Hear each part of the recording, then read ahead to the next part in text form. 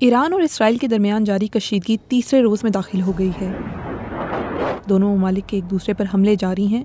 गुज़िश्ता रात इसराइल ने ईरान के जौहरी प्रोग्राम से मुंसलिक इमारतों पर एक बार फिर फ़िज़ाई हमले किए, जबकि ईरान ने जवाबी कार्रवाई में तल अवीव और हिफ़ा पर 100 से ज़ायद मिसाइल और ड्रोन हमले किए। इसराइली इमरजेंसी सर्विस के मुताबिक इन हमलों में कम से कम 4 अफराद हलाक और 100 से ज़ायद जख्मी हुए हैं। तेहरान की वजारत तेल ने तस्दीक की है कि दारुल हुकूमत में वाक़ शहरान ऑयल डिपो इसराइली हमले में निशाना बना। मगर इसराइल ने ईरान पर हमला क्यों किया? 12 जून को इसराइल की जानिब से ईरान की न्यूक्लियर फैसिलिटीज़ पर हमले किए गए, जिनमें नेतन्ज़ का यूरेनियम अफसूदगी प्लांट भी शामिल है। इस हमले में तेहरान में आला फौजी कमांडर और जौहरी साइंसदान भी हलाक हुए। इसराइल के वज़ीर आज़म बिन्यामीन नेतन्याहू के मुताबिक इस कार्रवाई को इसराइल के वजूद के लिए ख़तरे के पेश नज़र किया गया। उन्होंने कहा कि अगर ईरान को ना रोका गया तो वो बहुत कम वक्त में जौहरी हथियार बना सकता है। क्या इस बात के शवाहिद मौजूद हैं कि ईरान एटमी बम बनाने पर काम कर रहा था? इसराइली फ़ौज का कहना है कि इसने ऐसी खुफिया मालूमात हासिल की हैं जो ये जाहिर करती हैं कि ईरानी हुकूमत की जानिब से जौहरी हथियारों के लिए मखसूस पुर्जे तैयार करने में नुमाया पेशरफ्त हुई है। इन पुर्जों में यूरेनियम मेटल कोर और न्यूट्रॉन सोर्स इनिशिएटर शामिल हैं, जो एटमी धमाके को शुरू करने के लिए इस्तेमाल होते हैं।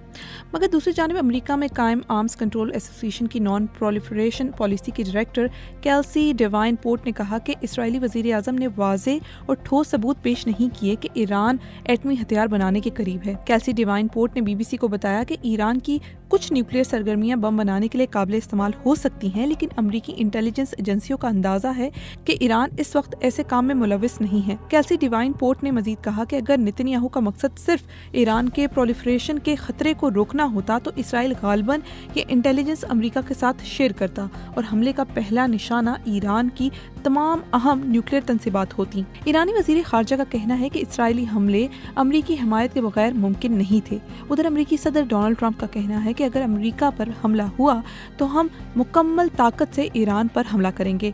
याद रहे, पिछले हफ्ते बैनुल-अक़वामी जौहरी तवानाई एजेंसी ने अपनी ताज़ा रिपोर्ट में बताया था कि ईरान ने 60% तक अफसूदा यूरेनियम का इतना ज़ख़ीरा जमा कर लिया है और इसकी मिकदार इतनी है कि मुमकिन तौर पर 9 एटमी बम बनाए जा सकते हैं। महज 3 रोज़ कबल तक अमरीका और ईरान के दरमियान ईरान के जौहरी अज़ाइम पर किसी मुआहिदे की पेशरफ्त होने का इम्कान मौजूद था।